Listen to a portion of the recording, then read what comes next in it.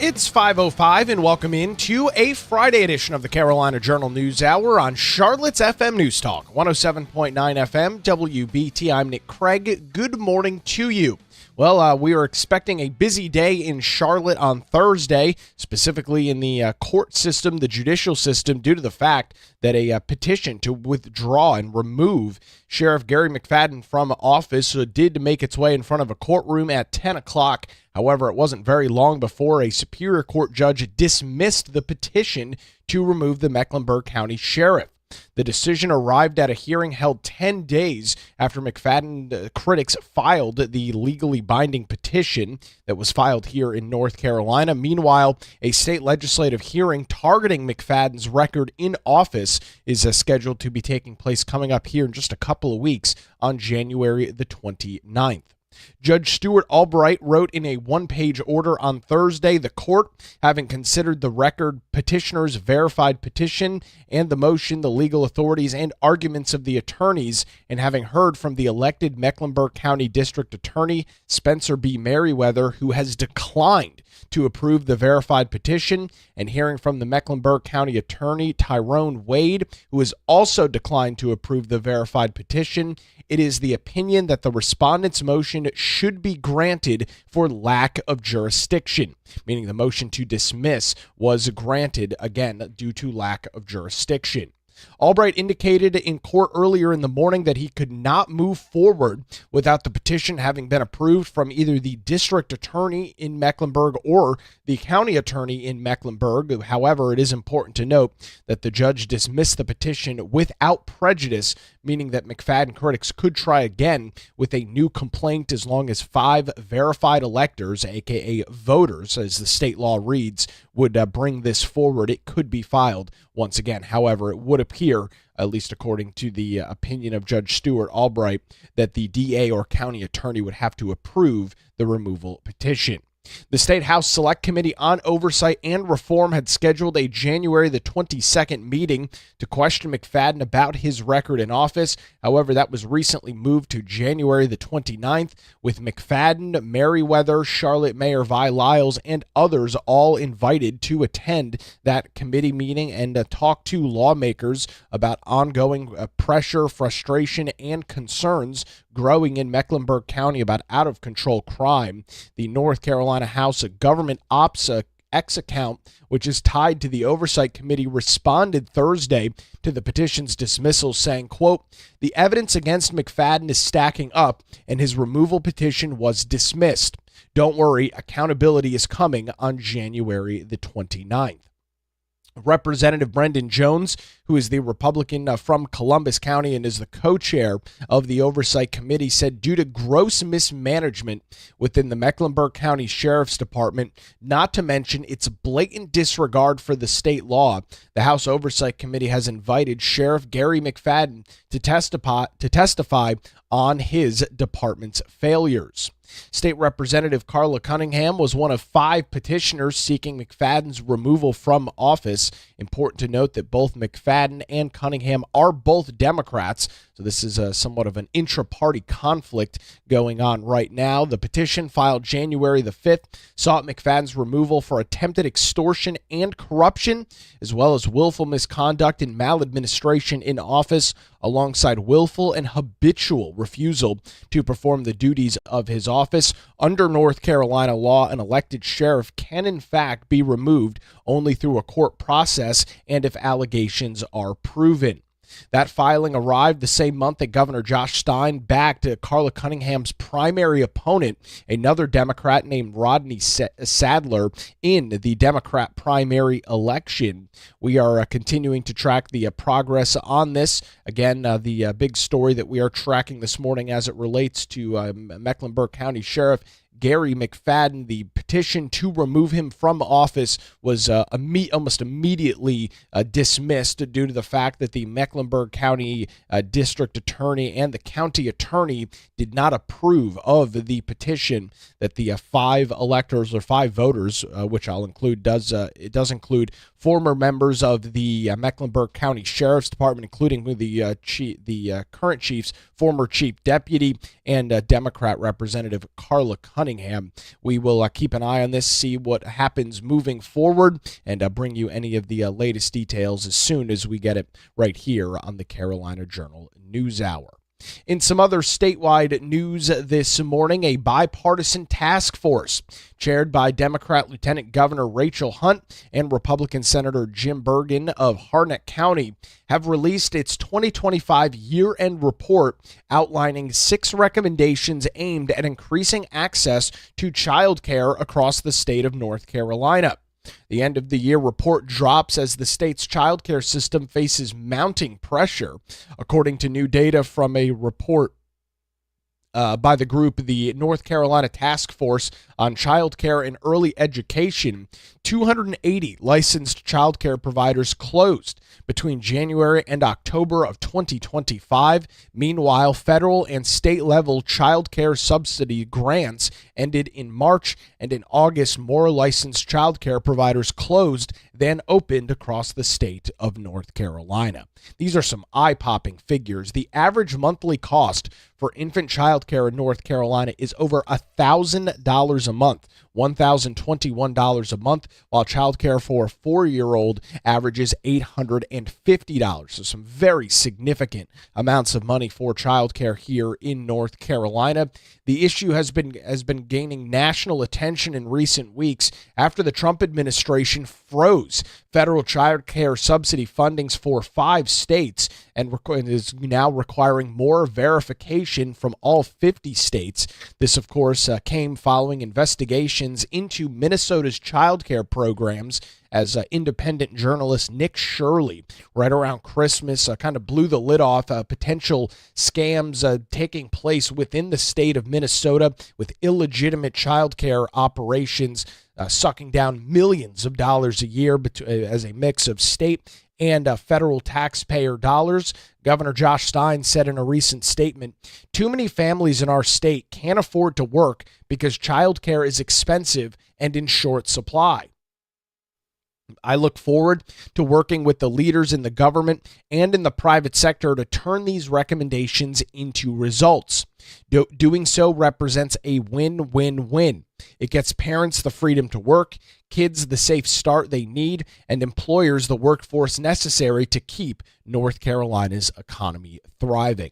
Brian Balfour, who is the Senior Vice President of Research at the John Locke Foundation, cautioned that government involvement in a program often leads to some of those cost increases. As I just mentioned, more than $1,000 to put a toddler in a daycare here across North Carolina. Balfour told the CJ.com, "The surest way to make the price of a good or service skyrocket is a government program to make it, quote, affordable. When government interferes, the most is where price rises the fastest. We see it in healthcare, college tuition, housing, and childcare. Instead of throwing more taxpayer subsidies at the problem, this committee should be examining how to unravel the government intervention that makes it so expensive in the first place. Mountains of regulation and red tape restrict the supply, while government subsidies inflate the demand, while it is a recipe for unaffordability." Stein established the task force through an executive order in March of last year, not long after he got into his position as governor. And in June, the task force issued 6 recommendations, which include setting a statewide child care subsidy reimbursement rate floor, developing an approach to offer non-salary benefits to child care professionals, exploring continued partnerships with the UNC system and the North Carolina Community College system, exploring subsidized or free child care for teachers, linking existing workforce compensation and support programs for early childhood professionals in a cohesive set of supports, and finally exploring the creation of a child care endowment, or essentially a slush fund, to fund child care needs. Working groups within the task force will continue to develop action plans for the various process recommendations. Their focus will now be on how to best allocate existing funding identifying some private sector options and public-private partnerships, as well as reviewing the North Carolina Tri-Share Child Care Pilot Program. Additionally, the task force intends to advocate for legislative investment in child care and early education during the upcoming short session. You can read some additional details about this story by visiting our website this morning, CarolinaJournal.com. The story's headline, NC Child Care Task Force Eyes Workforce Affordability. Again, those details at CarolinaJournal.com. It's now 5:15 on the Carolina Journal News Hour, Charlotte's FM News Talk, 107.9 WBT. We will head on over to the traffic center, get a look at the roadways on your Friday morning commute with Boomer Von Cannon. Hey, thank you, Nick. Good.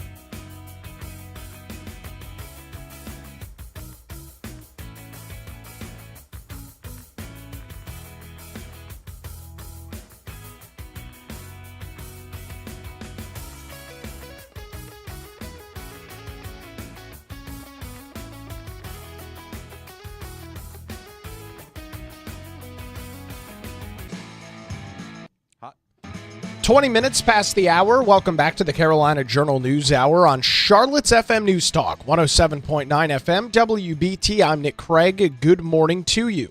Some more good news for Western North Carolina that we're tracking this morning on the Carolina Journal News Hour. More relief continuing to flow from the federal government to help the folks in the western half of our state recover from the unimaginable devastation and destruction from Hurricane Helene in September of 2024. To walk us through those details this morning, Teresa Opeka, CarolinaJournal.com, joins us on the News Hour.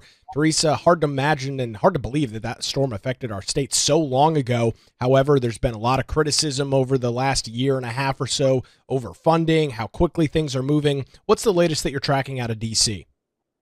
Sure. Good morning, Nick. Thanks for having me. Yeah, so some definite good news for those affected by Helene in September of 2024.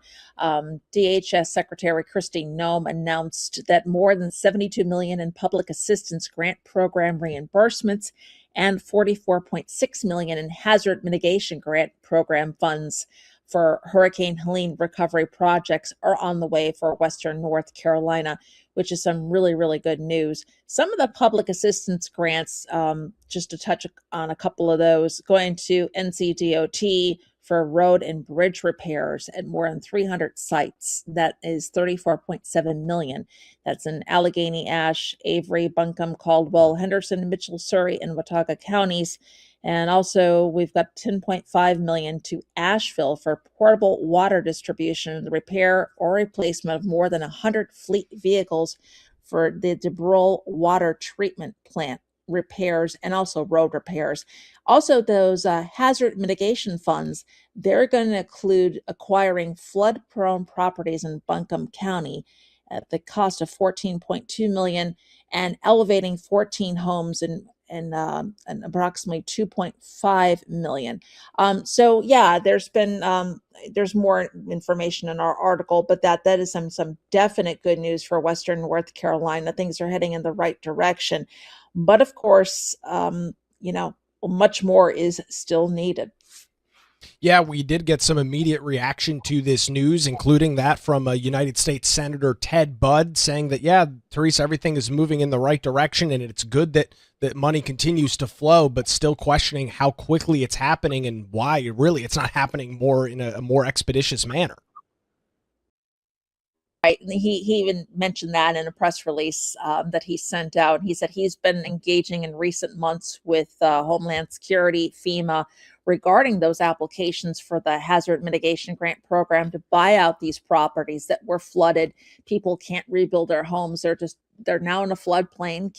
It's beyond repair. So he says, while he is glad that money is coming, there are many more families still awaiting buyouts for their damaged and destroyed properties, and he's going to continue to work closely with all federal, state, and local leaders to get more reimbursements, to get more dollars flowing into Western North Carolina communities.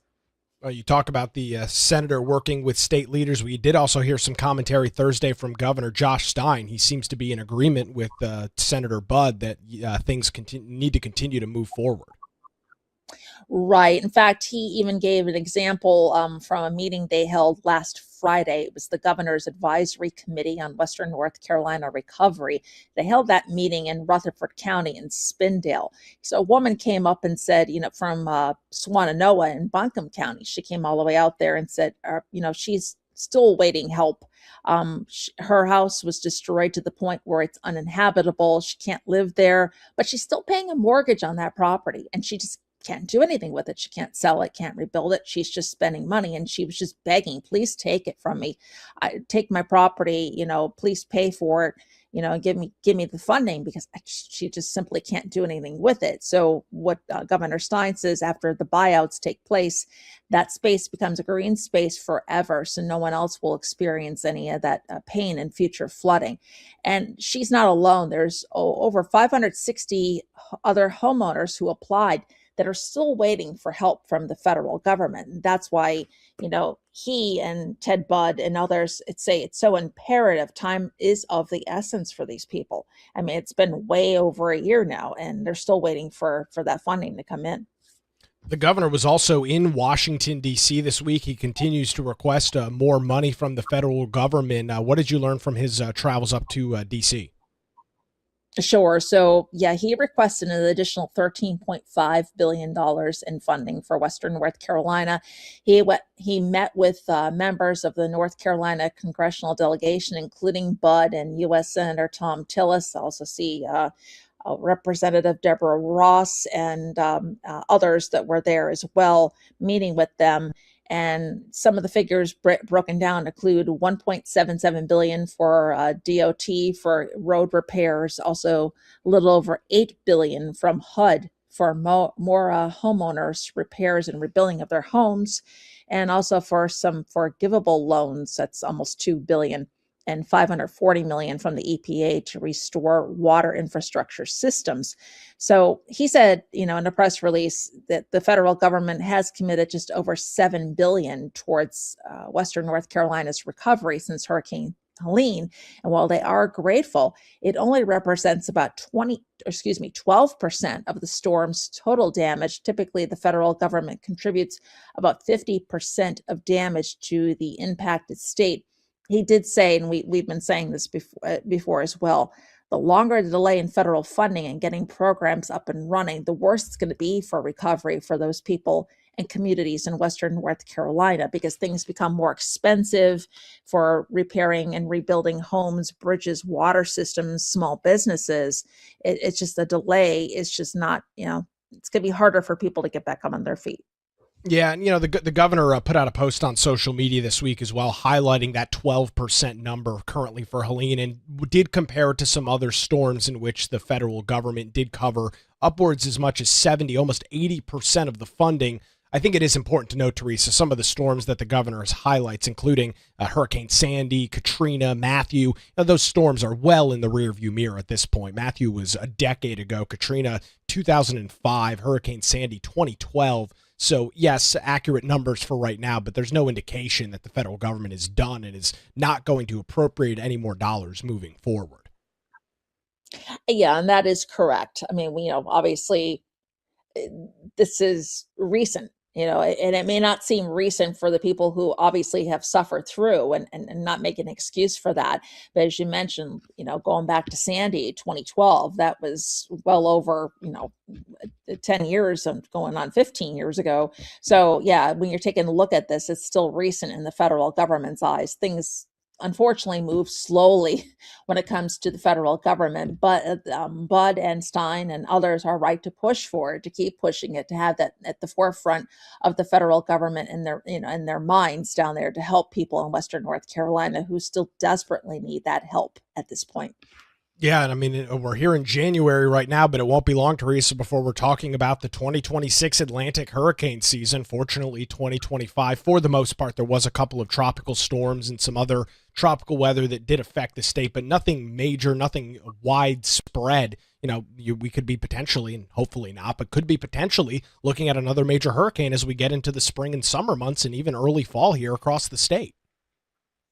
Yeah, that's right. And so we, want to make sure that, the funding for this gets taken care of, because, well, we've also seen there are people still picking up the pieces, or still trying to get a home in Eastern North Carolina from Hurricanes Matthew and Florence, more than a decade later. And that includes a lot of the burden is shifted to the state, under former Governor Roy Cooper's under NCORE, the agency that he started. There's people still living to this day in hotel rooms or other forms of, lodging. They're not back in their homes. So I guess that is the onus, is the quicker, the better. You want to help people because you just don't know what's coming down the pike. Last year was quiet for hurricane season, but who knows what lies ahead this year. So yeah, the quicker, the better for these people who are affected by all of this. Teresa, you've got some photos from the governor's visit that he's published on social media, plus some of those additional quotes, not only from Stein, but from U.S. Senator Ted Budd as well. Where can people go and get those details this morning?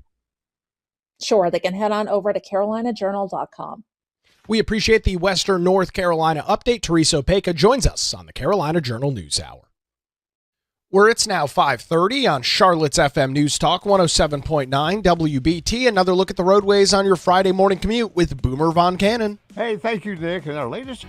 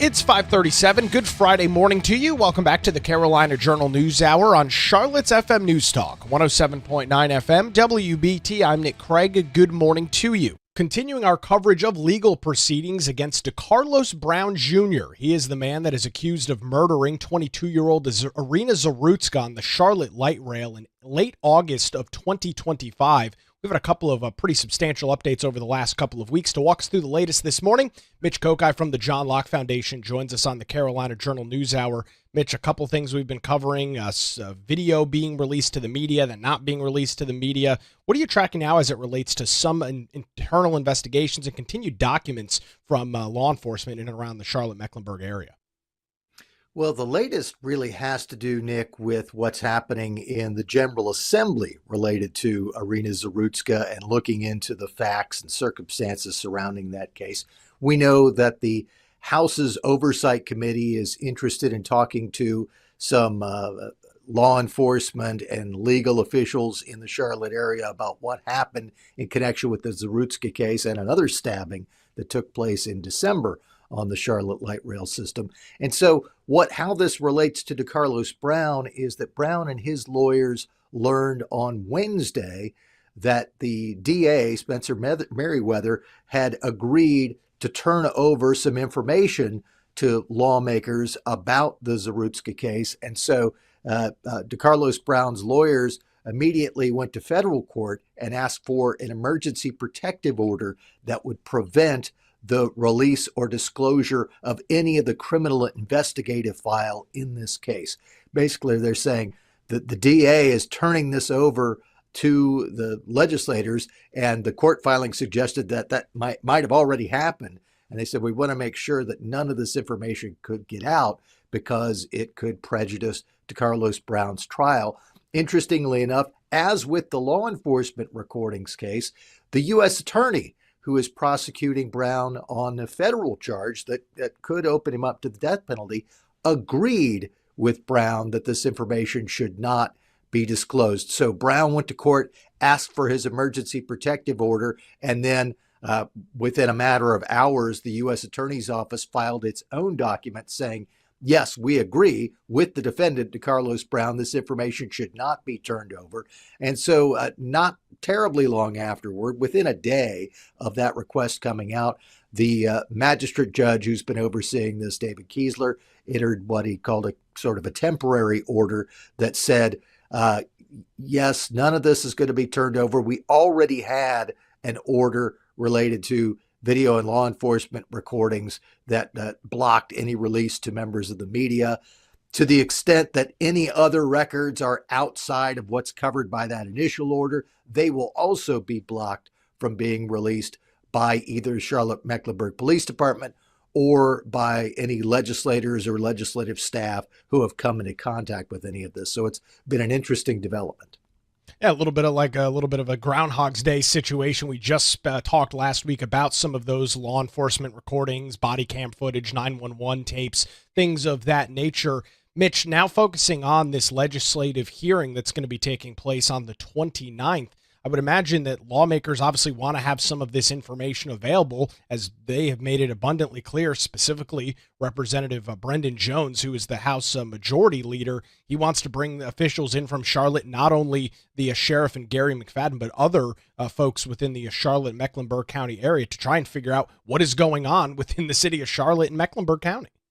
Yeah, and one of the reasons why this latest action happened with DeCarlos Brown is because the DA, Spencer Merriweather, who has been one of the people invited to participate, he filed a court document saying that he was intending to comply with the General Assembly's request, and so would be turning over this criminal investigative file and other information, which is so that is what prompted the court filing from DeCarlos Brown in federal court and prompted that new federal order. But yes, you're right. The General Assembly has seen some of this activity, the killing on the Charlotte light rail line, another stabbing months later that took place, and they're trying to get to the bottom of what's going on in Charlotte and Mecklenburg County, and is there anything that needs to happen on a legislative front to deal with it? You referenced Brendan Jones. Jones has already made no no bones about the fact that he is not pleased with what's been going on, and it described McFadden's operating of the sheriff's office as a failure, blatant disregard of state law, gross mismanagement. Those are words that Brendan Jones used on social media describing Gary McFadden. So I don't think anyone should expect that the sheriff is going to get a friendly reception, at least from legislative leaders who are involved in this process. And Mitch, of course, all of this comes as we learned Thursday that a petition to remove McFadden from office would not be moving forward. A judge actually from Guilford County that was overseeing this case in Mecklenburg decided that the petition did not meet, I guess, all of the standards as it's set out in general statute. But regardless, the pressure continues to be turned up on not only the sheriff, but overall, I think, Charlotte and the greater Mecklenburg County area with some of this violent crime. Yeah, that's certainly true. And we know that the General Assembly is going to make quite a bit out of this at this hearing that is now scheduled for January 29th. They've not only called for McFadden to participate, the sheriff, but also the DA, also the Charlotte mayor. They've asked for a lot of different people in Charlotte and Mecklenburg County to participate. And I suspect that this is not going to be one of those hand-holding kumbaya type of hearings. This is definitely going to be, there's lots of stuff going wrong in your part of the state. What are you going to do about it? And what do we need to do about it to ensure that you do something about it? So my guess is there will be a lot of fireworks in the General Assembly when this meeting actually comes to pass.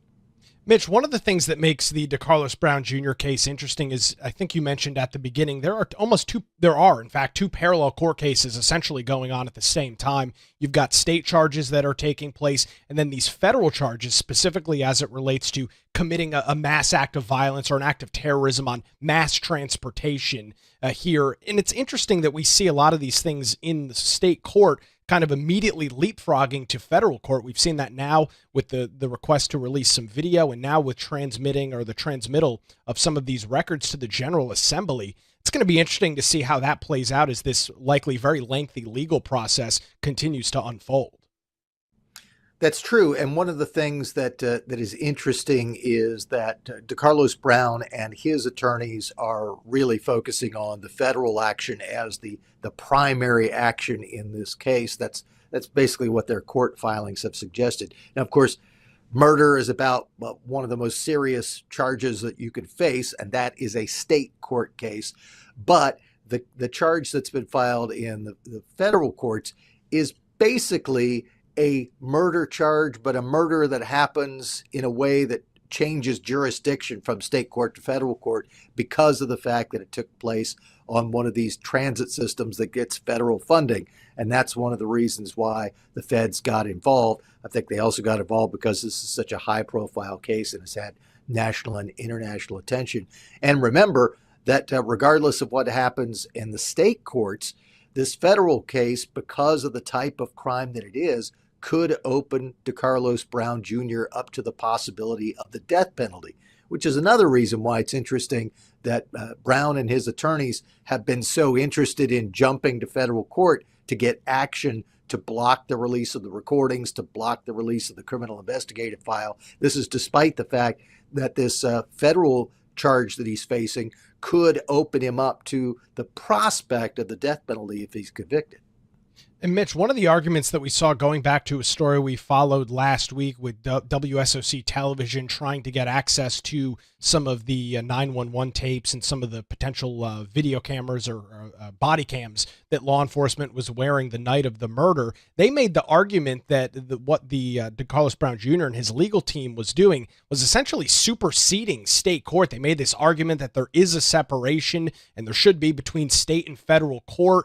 They made that argument then. Now here we are this week seeing a similar situation taking place as well. Do you think there's any merit in that? And do we see this continued kind of power struggle between these state and federal charges in the weeks and months to come? There's a possibility of that. It is, I wouldn't say unique, but probably an uncommon situation where you have a murder case, which is almost always playing out in a state court, but also having a federal charge that's related to murder taking place in the federal courts. And so there is probably going to be some tug and pull about what's happening in state court versus federal court at the same time. And so you may see some additional friction between the two court systems. You're exactly right that the argument WSOC television made about the access to the recordings was, hey, everyone involved in this, the state and federal lawyers for DeCarlos Brown, were all in this state court hearing. What they should have done from WSOC's perspective was, once they didn't like what the judge did there, appeal that order through the state court system, because it was a state order and it should have been appealed through the state system. And WSOC complained that what Brown did instead was just immediately jump to federal court to try to get a federal order to block what the state court had done, a very different procedural move. But this is not something that never happens. There are often times when a case is filed in state court and one of the actors involved who believes they'll have a better hearing at the federal court will then have the case moved to federal court and say this is actually a federal court issue. And then there's a legal fight about whether it should take place in state or federal court. So it's not as if this is something that never happens, but it is uncommon, especially in a murder case, which usually just plays out entirely in the state courts. Yeah, and it's going to be very interesting to see, as you mentioned, some of this give and pull, and see kind of what happens between these state and federal charges and some of the back and forth there. We continue to have comprehensive coverage of this over on our website, carolinajournal.com. We appreciate the update this morning. Mitch Kokai from the John Locke Foundation joins us on the Carolina Journal News Hour, where it's now 5:49 on Charlotte's FM News Talk, 107.9 FM, WBT. We'll head back to the traffic center, get another look at the roadways on your early Friday morning commute with Boomer Von Cannon. Hey, thank you, Nick. We're in pretty good shape along the interstates, but hey, let me just